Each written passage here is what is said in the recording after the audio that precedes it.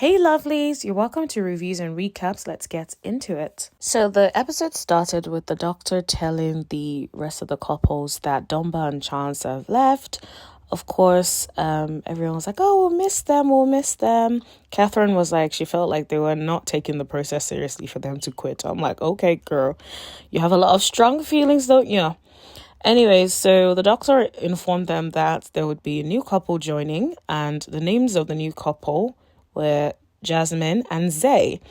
They seem interesting. They talked about how their first date was in Cancun. So he slid in her DMs and invited her to Cancun for his cousin's birthday. And she's like, all right, cool.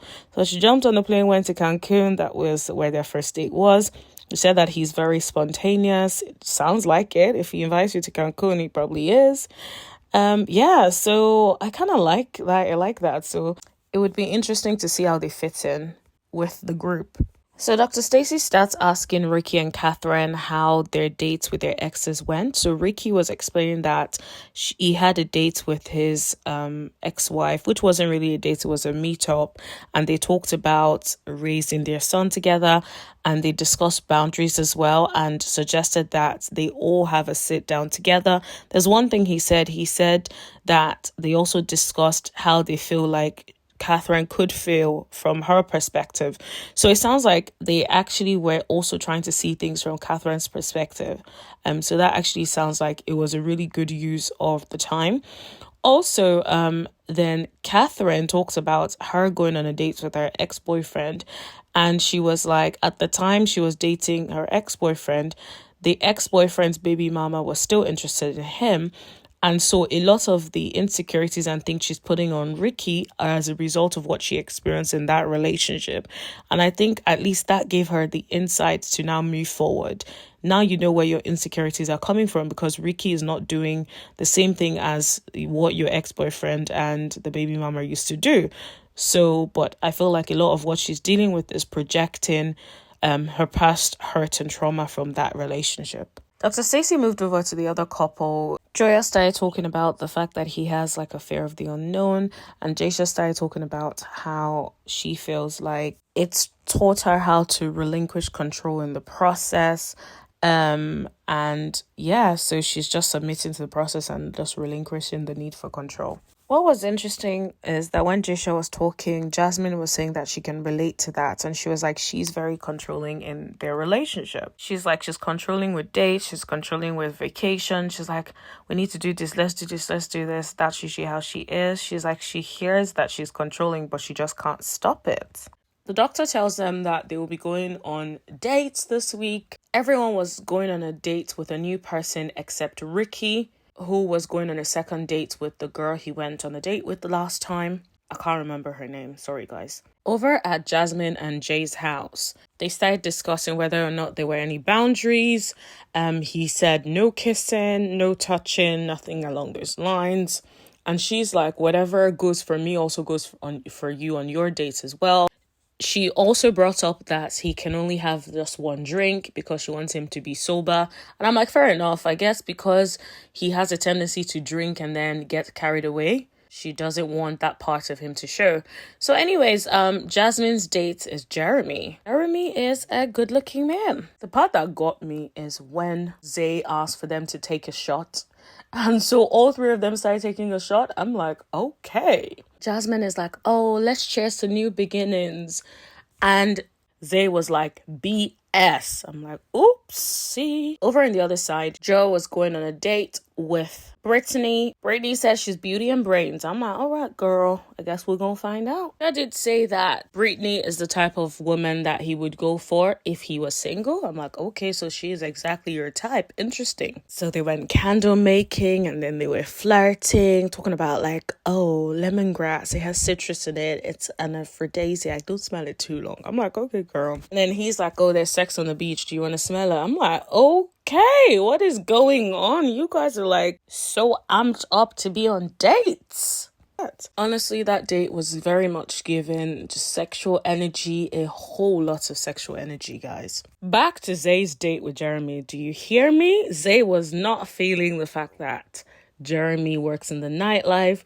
Also, aside working the nightlife, Jeremy is a naked chef. So he puts on an apron to cook for ladies. I'm like, okay, like that's a bit intense, no? I definitely would not like my partner being naked. I wonder if it's just topless or like fully naked. But either way, like I'll not be comfortable with my partner like going to women's houses pre-naked unless I'm there with him. Then we both cook together. I'm not topless, but he is, then cool. It's when Jasmine said his father must have been a pimp from Mississippi. I hollered, like, what? In all fairness to her, I feel like he keeps saying all these things. He sounds like he's just saying all the right things just to get a second date. His answers sound a bit like ready-made, like pre-planned. Doesn't sound really genuine. Also, his lips are throwing me off. He definitely has smoker's lips for sure. I know some people have smoker's lips even though they don't smoke, but he definitely looks like he has smoker's lips. The other thing is his complexion looks really weird. I don't know if it's something to do with the quality of the video or the recording or the lighting, like at the restaurants, but something is off. Over on the other side, Sheila and Ricky were on their date, so this was their second date. When I tell you the food looked good, that's the first thing I noticed. Like I noticed the lamb chops and then she had fish. I'm like, okay, girl. The part that got me was Sheila offered to feed Ricky some fish. Now, Ricky initially said no, and then later allowed Sheila to feed him some fish. Just reminded me of what Catherine said when she was like, he's very people-pleasing.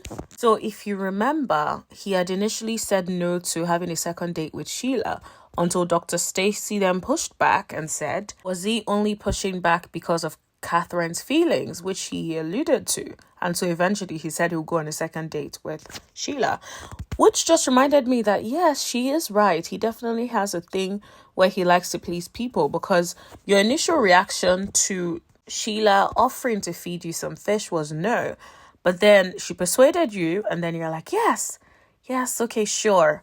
Even though you know Catherine would be uncomfortable with it, even though you know that's not cool, here's that people-pleasing thing again. So Catherine was right. So they're like vibing, talking. They're both like Capricorn. She seems to have read some meaning to that and talking about like similar personalities or whatnot, and how their personalities is dependent on who they're with. Honestly, it looks like they were vibing. She cleaned something off his... She was definitely initiating a lot of physical touch. I just kept thinking, Catherine is not going to like this. Moving on from that, Jaisha got home from his date with a bag. So Jura was like, what's in the bag? Did you get me a gift? And so he was like, oh, we went candle making.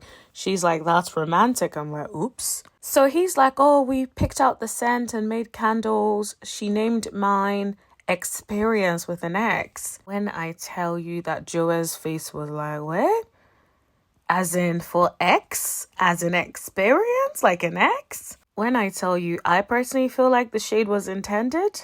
I feel like women, we know these things, man. Like, it was definitely intentional, in my opinion. What do you guys think? Let me know in the comment section below. Did you think it was intentional that Jaisha's date named his candle Experience? Jaisha told her a little bit about how the date was flirtatious, but I don't really feel like he gave enough context, i.e. she was touching his beard. I'm like, I think deep down he knew that Joa was not going to go for that, and already she was pissed, so anything else that he would have said would have just made her even more upset. Moving on to the next couple, Catherine and Ricky were talking about Ricky's date. Ricky told her that he had a good time and that she's easy to talk to and the conversation was really good.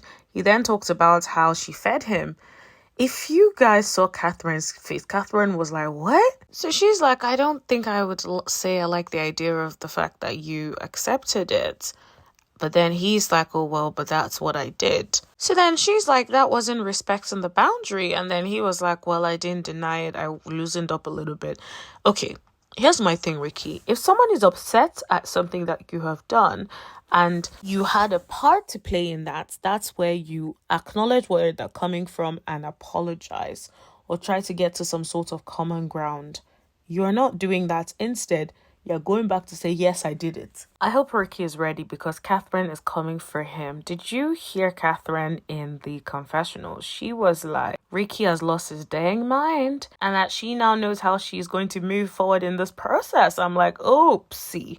She is coming at you with a vengeance. Just be ready. Moving on to the new couple. So Dr. Stacy went over to their house to sort of gauge them, see how they're getting on, and to understand what sorts of issues are between them. So they talked a little bit about the issue where he asked a girl for her Instagram name. Jasmine talks about the fact that there aren't a lot of boundaries in their relationship, at least at the start, and that he was honest with her that he had been single for a while and she would have to teach him some things about being in a relationship. Jasmine also expressed that there was a time where one of his friends was disrespectful to her and she feels like he did not handle it the way she would have wanted him to handle it. So he was like, well, he held him by the neck. But Jasmine's point is that the man never apologized to her. And her man, Zay, is now cool with the man and he's around them. She was all up in her feelings and like crying. And this man was like,